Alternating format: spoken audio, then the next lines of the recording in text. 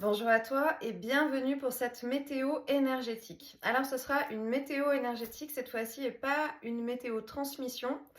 Je crois qu'il y a beaucoup d'informations qui sont passées dans les deux dernières météos énergétiques.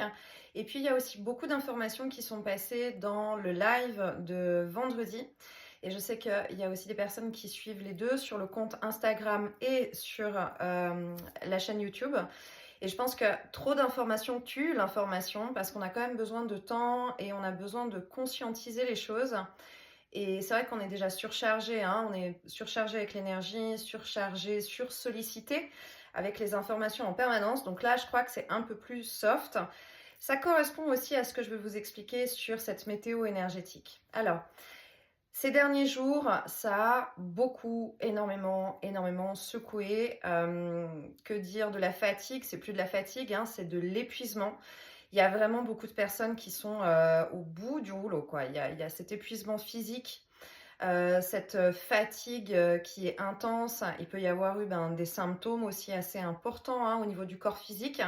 Parce que c'est cet fameux effet, hein, qui continue. C'est toujours à peu près pendant 15 jours après les grandes tempêtes solaires, géomagnétiques qu'on reçoit. Donc le corps physique, il y a vraiment l'impact, le temps d'intégration, mais comme ça fait plusieurs vagues qu'on reçoit, forcément on arrive à ce niveau d'épuisement. Donc il y a eu pas mal d'épuisement, ça peut être encore le cas, parce que comme d'habitude, il y a une bande passante qui est collective, hein, dans l'énergie, mais ensuite il y a notre propre individualité dans notre propre évolution. Donc on peut être en décalé pendant quelques jours, voire quelques semaines, mais c'est quand même très rapproché, c'est plutôt quelques jours par rapport aux informations que je transmets. Donc cette fatigue, cet épuisement. Il y a aussi eu des grands mouvements émotionnels assez importants. Je parlais la semaine dernière de cette notion de burn-out. On est descendu encore plus bas, hein, vraiment dans l'émotionnel. J'ai eu beaucoup de retours de personnes qui disaient voilà, j'en peux plus, je ne peux plus, j'ai plus envie de travailler sur moi, je suis au bout du rouleau, ça veut plus rien dire. Il y a des personnes qui se fâchent avec l'univers, avec leur équipe de lumière, avec leur âme. Voilà, il y avait un peu une idée vraiment de ras-le-bol et de révolte en cours. Ce qui fait partie de l'évolution, puisque finalement on monte, on descend, on monte, on descend, on monte, on descend, c'est comme ça tout le temps. Et c'est vrai que là, on en a marre de descendre quelque part et que ça dure. Mais j'arrive avec les bonnes nouvelles. On entre dans une période là pendant quelques jours. Peut-être que ça va être avec l'effet de la pleine lune que nous allons avoir le 22. Il y a une idée d'entrer dans l'œil du cyclone. Alors moi, je suis déjà là depuis, je dirais, 2 jours dans cette énergie d'être rentrée dans quelque chose de beaucoup plus posé, de beaucoup plus calme, de beaucoup plus serein. Ça travaille beaucoup là au niveau de l'ouverture du cœur. Donc, je vous souhaite de pouvoir être déjà dans cette énergie. Et si ce n'est pas encore le cas, ça va se placer. Ça va vraiment se placer dans les prochains jours. En fait, c'est l'idée de l'œil du cyclone. C'est effet qui se coule là aussi dans les informations, c'est que ça a vraiment beaucoup secoué. On rentre dans une période un peu d'accalmie. Forcément, ça veut dire qu'il va falloir ensuite ressortir et que là, ça risque de secouer. Mais on va prendre ce temps de calme et de pause dans l'énergie, vraiment pour en profiter, pour se recharger. En fait, c'est cette idée du 8. Cette fois-ci, vraiment, le 8, on me le montre vraiment à la verticale.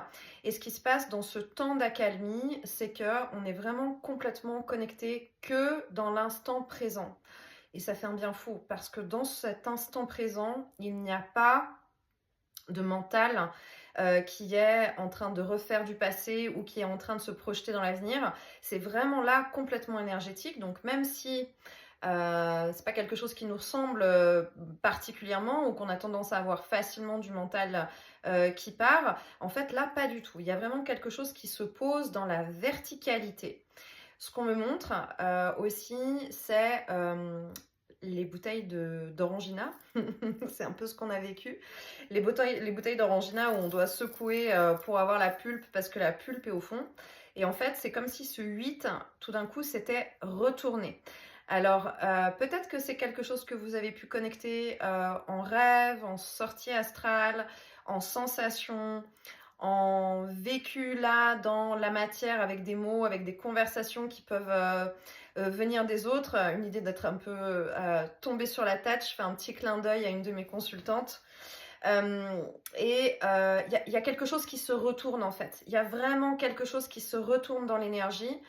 Donc c'est aussi pour ça que ça a beaucoup secoué et que ça va ressecouer ensuite. Mais pendant ce temps j'entends vraiment d'inversion en fait, on connecte avec l'âme, on connecte avec le double quantique qui a une vision différente que nous depuis le personnage et depuis l'humain incarné. Depuis l'humain incarné, depuis le personnage, nous on a cette notion d'élévation. Donc, on va vers le haut. On a toujours cette image de connecter pour aller plus haut en vibration, en connexion, etc. On parle du monde subtil avec le haut. Et en fait, là, ce qui se passe dans ce retournement, on est dans la notion de vision de l'âme ou du double quantique. Or, pour l'âme ou le double quantique, en fait, le truc est à l'envers, puisque cette énergie, elle doit descendre pour venir s'incarner. Donc, on est dans cette période d'accalmie, de travail très centré au niveau de l'ouverture du cœur, parce que là, on est vraiment connecté très très fort avec la partie la plus subtile de nous. Et la partie la plus subtile, elle est en dehors de la notion de programme au niveau du mental, et elle est dans cette énergie d'apaisement, dans cette énergie de sécurité, dans que l'instant présent compte, hein, puisque de toute façon, de ce point de vue-là, le temps et l'espace n'existent pas réellement. Donc, il y a vraiment quelque chose qui se passe de ce point de vue-là. On peut connecter quelque chose. Et ce qu'on me montre aussi, c'est que ça va durer quelques jours parce que c'est comme si c'était en suspension. Si je reprends l'image de la bouteille d'Orangina, c'est comme si la pulpe était en suspension et était au ralenti. Il y a quelque chose qui se pose, mais là, ça va très lentement, ça va très doucement. J'ai l'image de la plume, j'ai une image de plume en fait là, hein, qui vole, qui virevolte et qui se pose très très très très très lentement. Donc profitons de ce moment. Il y a quelque chose de l'ordre de recharger les batteries avant de ressortir de l'œil du cyclone. Dans les autres informations aussi, il y a l'énergie masculine et l'énergie féminine qui travaillent un petit peu aussi différemment.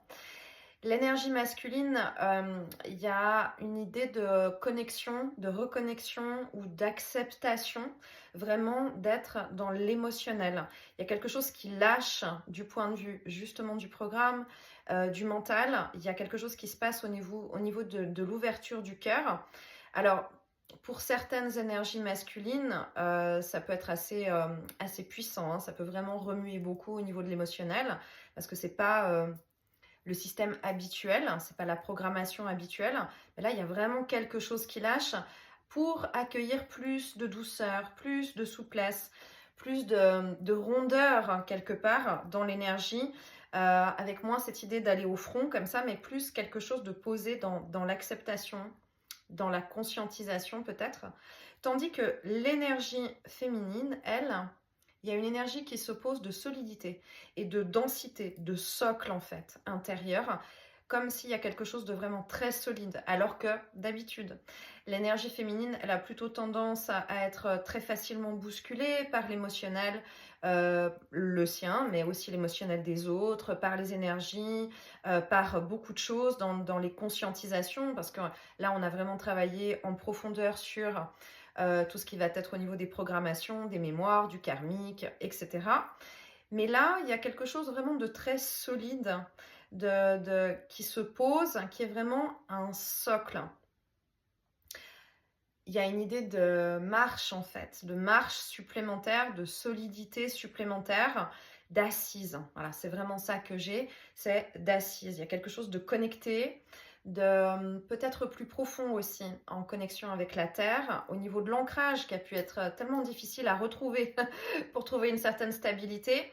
Là, il y a vraiment quelque chose d'accueil et de connexion avec la terre qui est fait. Comme si, là ce que j'ai comme image, c'est comme si on était aimantée et connectée en fait, en tant qu'énergie féminine, vraiment connectée. Donc il y a le travail que nous avons fait, mais il y a le travail énergétique et vibratoire qui se fait sur la Terre, sur notre terre-mère. Et là, c'est comme si on a rejoint un espace j'entends un espace de cohésion peut-être avec l'énergie.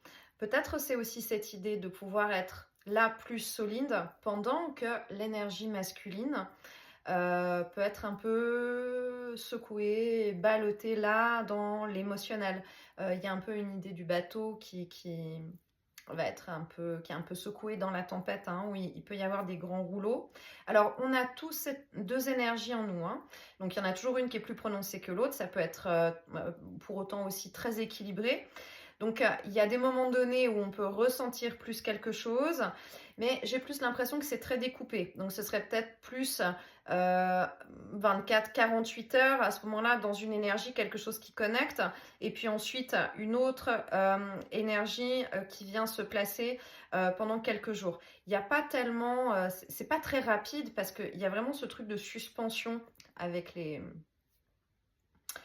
la pulpe dans la bouteille, il y a vraiment quelque chose de l'ordre de suspension. Donc il n'y a pas de switch aussi rapide et fulgurant qu'on a pu avoir, des fois où c'était même dans la journée, 5 minutes je pleure, 10 minutes après ça va bien, après je suis très connectée, après je suis désancrée, etc. Là, ce passage est beaucoup plus souple. Il y a quelque chose de plus doux, il y a quelque chose de plus souple. Je pense qu'il y a aussi une idée il y a une forme de silence. Il y a une forme de silence, d'écoute de soi, de silence intérieur. Un peu comme si sur cette révolte burn-out et révolte contre l'univers ou contre son âme ou contre son équipe de lumière, il y a un peu comme si on a un silence, il y a quelque chose de tacite, de l'acceptation en soi. Alors je dis pas qu'on a réussi à dire oui, oui, j'ai compris et je suis d'accord avec tout ce qui se passe, mais il y a quand même quelque chose de l'ordre de on reçoit. On rentre là dans l'œil du cyclone, on se met dans une énergie où on capte, on reçoit. On est un petit peu en mode silencieux, antenne. Il n'y a pas tellement de conscientisation dans cette période-là, dans cette énergie-là. C'est plus la notion d'accueil, peut-être d'enregistrement. Peut-être que vous vivez ou allez vivre différentes choses, des événements qui font que vous n'allez pas être dans la capacité ou même la possibilité tout de suite d'avoir les clés, de comprendre exactement ce qui est en train de se passer. Mais l'énergie, c'est toujours de l'information et dans notre sphère énergétique, tout est enregistré. Donc il y a peut-être pas mal de choses qui se passent où on n'a pas la lecture tout de suite, ça viendra après.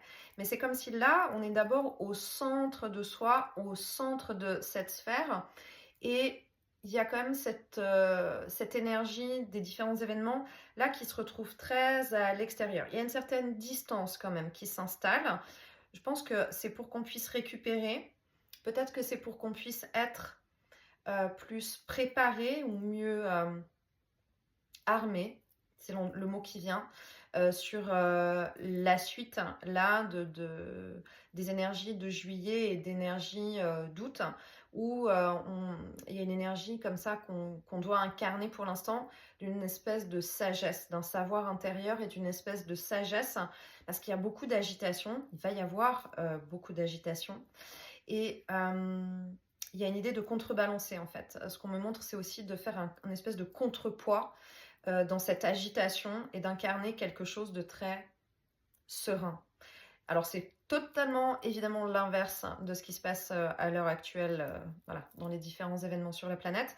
Mais justement, il y a une idée de contrebalancer peut-être cette énergie en étant très posé et dans beaucoup de sérénité. Il peut y avoir eu et il peut y avoir encore je dirais de la confrontation avec des énergies qui sont involutives et interférentes. Alors, une chose importante, c'est que en termes de confrontation ou même d'attaque de ces énergies, ça peut être dans le monde subtil, mais je répète que ça peut être aussi dans le monde incarné. Et que si on a très blindé énergétiquement dans le monde subtil, et que vraiment on a vraiment complètement reconnecté avec sa lumière. On peut être embêté, mais on est quand même très conscient maintenant et très alerte hein, de ce qui se passe, de comment ça se passe. Voilà, il y a cette notion d'avoir élevé ses vibrations et d'être en conscience même dans son sommeil et même de l'autre côté.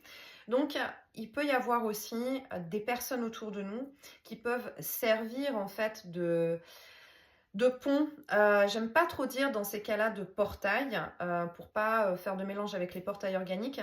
Mais il y a des personnes autour de nous et notamment sur des liens de cœur qui peuvent servir de pont, de passerelle en fait pour certaines énergies involutives, interférentes, négatives qui souhaitent nous atteindre et qui vont trouver où est-ce que c'est le plus facile de nous atteindre. Alors c'est important de comprendre que pour que nous-mêmes, nous soyons moins attaqués, il faut quand même comprendre quels sont ces points d'ancrage en termes de failles, quelle guérison, qu'est-ce qu'on doit encore refermer, là où est-ce qu'on manque de solidité, parce qu'il peut y avoir une ouverture.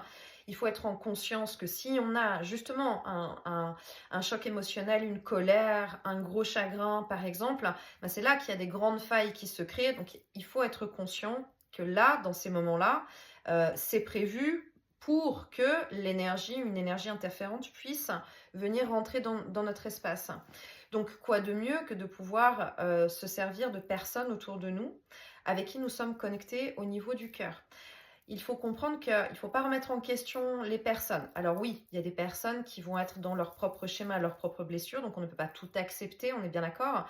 Mais il faut mettre un petit peu de distance et de compassion aussi en comprenant que probablement si cela est possible, c'est parce que ces personnes ont beaucoup de failles, beaucoup de blessures, beaucoup d'ouvertures. Donc c'est facile de devenir la marionnette, quelque part, d'énergie interférente et d'énergie involutive. Donc pour soi, c'est important de se détacher de la notion du personnage et de comprendre que dans ces cas-là, c'est le personnage qui est attaqué. C'est le costume qui est attaqué, c'est le personnage qui est attaqué, ce n'est pas la réalité de l'âme, ce n'est pas la réalité de l'essence vibratoire que nous sommes, et surtout, ça n'altère en rien le lien d'amour qu'il pourrait y avoir avec les personnes comme ça autour de nous. Si c'est notre famille d'âme, par exemple, c'est notre famille d'âme, mais ça ne veut pas dire que toutes les failles chez les autres sont complètement refermées, bien que ce soit notre famille d'âme et bien que l'amour inconditionnel et incroyable soit là. On a tous ce parcours de personnages incarnés, de comprendre, de guérison, etc. Et encore une fois, on n'est pas tous en même conscience, on n'a pas tous la possibilité de travailler tout ça en même temps, au même moment. Donc, c'est important de prendre du recul et d'apporter vraiment du discernement et du recul pour ne pas alimenter quelque chose de conflictuel, quelque chose de colère, quelque chose de confrontation. Il y a cette idée de se tenir au-dessus, quelque part, au-dessus de la mêlée. Et ça va être autant proche pour nous dans notre individualité, mais c'est vraiment aussi extrêmement collectif dans l'énergie que je vois dans cet œil du cyclone. Voilà. Pendant cette période, vous pouvez vraiment avoir les chakras qui travaillent beaucoup. Ça peut vraiment travailler, je vois vraiment comme si c'était des ampoules qui s'allument les unes après les autres et ça passe de un à l'autre, ça remonte, ça descend. Voilà, il y a un peu ça monte comme le jeu le jeu du piano, vraiment le jeu du piano qu'on fait avec les pieds qui s'allume et c'est vraiment l'image que j'ai. Il y a quelque chose qui se joue comme ça, on connecte tel chakra et un autre chakra, c'est comme si ça joue une espèce de fréquence, de mélodie intérieure. Il y a une notion d'accorder d'accorder sa propre musique, sa propre fréquence, sa propre vibration. Peut-être que ça va avec aussi cette idée d'orchestration, de travail collectif et d'orchestre en fait.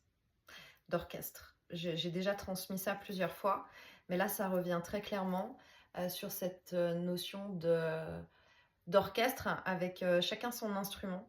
Et là c'est comme si on est en train de nous accorder. Alors je ne sais pas s'il n'y a pas aussi quelque chose de l'ordre où on est en train de de nous apprendre quelque chose. On est peut-être en train de nous encoder une mélodie ou une vibration particulière et sans qu'on en ait vraiment conscience, sans qu'on puisse vraiment maîtriser, comprendre ce qui se passe.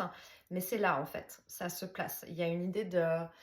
il va y avoir une musique, il va y avoir une musique à jouer, une vibration à apporter là dans les prochaines semaines, dans les prochains mois. Mais il y a une notion qui est pour quelque chose de collectif là. Il y a une espèce de mission collective dans ce que je suis en train de capter. C'est pas seulement pour soi, dans son individualité, il y a quelque chose de l'ordre de plus grand. Où on nous met au diapason quelque part, dans une mission un petit peu plus grande, collective, là, dans ce qu'on est en train de travailler. Pour moi, ça fait le lien là avec ce que j'ai transmis la semaine dernière, qui disait quand les moments sont difficiles, il faut se connecter à quelque chose de plus grand que soi. Et là, ça devient un peu plus facile, mais je crois que c'est vraiment là qu'on est dans ce qu'on est en train de vivre maintenant en rentrant dans cet œil du cyclone. Et comme c'est un travail évolutif, évidemment, chaque transmission, chaque météo énergétique se rejoignent et ça fait vraiment comme ça les pièces d'un puzzle. Donc voilà où nous en sommes. J'espère que cette météo énergétique et ces informations vont vous faire du bien parce que cette énergie, elle est douce, elle apaise le cœur, elle permet là de se poser. Elle permet de respirer, c'est important de vraiment bien respirer. Peut-être que vous allez vous rendre compte que vous soupirez plus, qu'il y a des inspirations qui deviennent très profondes, il y a un truc qui prend un peu plus de place, là en confort, alors que vraiment on a été dans une énergie très figée, très dense, et là c'est un peu de l'expansion, voilà, de l'ouverture. Il y a vraiment cette notion aussi d'ouverture du cœur. Donc n'hésitez pas à me partager comment ça se passe pour vous, qu'est-ce que vous ressentez, est-ce que vous connectez là avec cette énergie un petit peu deuil du cyclone. Évidemment, dites-moi si ça vous fait du bien, parce que alors moi c'est c'est bonheur. Depuis 48 heures, c'est bonheur, et vraiment c'était attendu depuis un moment d'avoir cette énergie de douceur qui se pose. Voilà, ça fait vraiment, vraiment du bien. Donc, je vous le souhaite vraiment de tout cœur. Je vous envoie beaucoup d'amour et beaucoup de lumière. À bientôt. Bye bye.